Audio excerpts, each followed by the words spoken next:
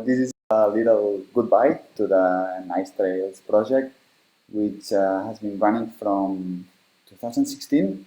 And here, what we did was turn hiking routes and trails into tangible memories, into 3D printed terrain. So this project was made thanks to Fiware accelerator, Fabulous accelerator, which was about 3D printing and digital fabrication. And it's made by Oscar Ardaiz, computer science, and myself, Bernat Cuní. The way this thing works is you were able to upload any GPX track. Oscar made an amazing job developing a backend that it would merge all the satellite data and altitude data and create a 3D model out of this, and then prepare it for 3D printing, for powder bed color 3D printing with a specific thickness and all those things. And also we made a 3D visualization for the web.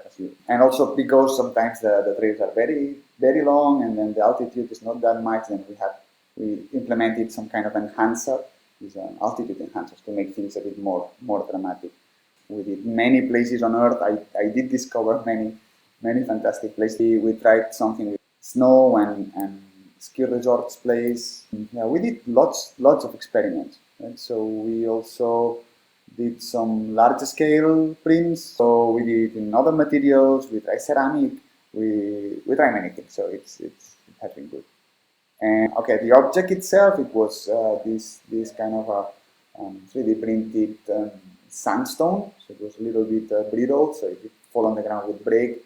But it was nice. It had some detail. Finally, we find a way to add some kind of glazing on top, that it was not shiny, but it had a more sculptoric feel to it. We had these 3 sizes. Also, we had a search engine, so you could find any place on the map, and then you would find related routes nearby. So I wanted to say thanks to everybody that collaborated, participated in this project, and also the clients, all of you that bought these pieces. Also the fabrication companies we work with, Shapeways and also Materialize, White Clouds also. We had these different partners for different parts of the world.